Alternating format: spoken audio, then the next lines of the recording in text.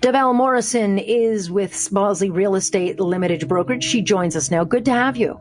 Hi, great. Thanks so much for having me.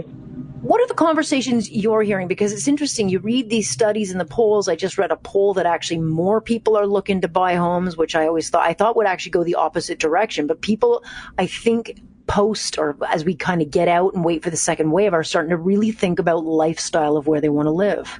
They absolutely are. And what I'm seeing happening is, after people have been cooped up in their homes for 3 months, a lot of people just want change. So I'm finding the one-bedroom condo people want a two-bedroom condo. The two-bedroom condo people, they're looking for a house. Some of the people with houses are thinking they're either going to rent or buy a cottage. So it's not so much that they're moving to suburban areas. I would say they're moving to more rural areas. So, real estate agents that I know in Prince Edward County or Bancroft or Muskoka and Halliburton and Niagara, they're just literally being run off their feet because there are so many people just looking for either a second property or to ditch their primary residence and live elsewhere because, just as you said, they can work from home. So they're going to try to do that remotely wherever they are. Right. And so, it would be nice if you could afford two places. But, for those who can't, what are the markets then where you can actually say, you know what, I can get into that affordable home. I can have some space. And at the same time, if I have to work from home, I can still do that. But if I have to make the odd commute, it's not going to be, 2-3 hours stuck in traffic. Well, the areas that are close to Toronto, I would say are more like a Port Hope or a Cobourg or St. Catharines or Cambridge, areas like that. But for some reason, I'm noticing people are going a little bit more far-flung than that. Partly maybe because they're looking for land, they're looking for lakes, they're looking for beaches, and they just want to be in an area where they know that if they're going to have to live remotely and be on their own, that they actually truly can be on their own. So it's a very interesting change. And especially even with the one-bedroom condo people in Toronto saying, okay, you know what? I want a two-bedroom condo now. I'm surprised they want to stay in a condo, to be honest.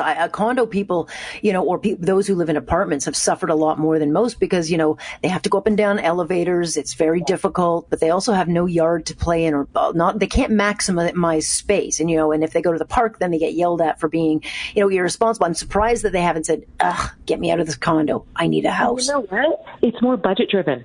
Because some people they couldn't afford a house. They could afford a condo, and that's where they want to go. And for some people, they still want to be in the city. So, the real estate in the city, houses and condos, is very strong right now. And that's just simply because there are a lot of people looking to stay in the city and move around the city. I had one client who they're currently renting in the city, and they decided it's a couple with a 1-year-old child, and, they're concerned that we may be under lockdown again. So she basically said to me, you know what, if they close the playgrounds again, I need to have a backyard where my child can play. So, these are the things that people are really thinking about. They're thinking about where can they hang out and where can they work from home. So they want to have a nice home office space as well, too. And so how has that affected, because I'm very surprised that the Toronto market still remains so strong, but is that going to last? You know what? Of course, nobody has a crystal ball and nobody really knows. If you would have told people that after coming out of the pandemic, people would have been rushing to buy houses and condos, nobody would have believed you. At the beginning of this year, January, February, the market was certainly quite strong. So people decided at the beginning of 2020 that they were going to make a change. Then, lock people down for 3 or 4 months, and there's still this pent-up demand that people who were going to make a change, they're still determined to make their change. They've just been stopped for a few months. So now coming out of the pandemic, they're ready to make the change, and they're scared that they're going to be under lockdown again. So I think because they were already locked down and they're afraid they might be locked down again, they know that they've got a really small window to make the change that they want to make. So I think that that's what you're really seeing in the market.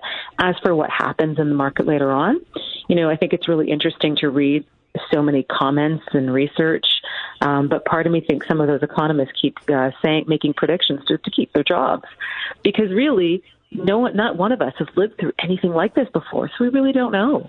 There's a lot of conjecture about what's going to happen when the mortgage deferrals finish in September. Yeah. Are there going to be people who decide that they can't afford their houses anymore? Maybe.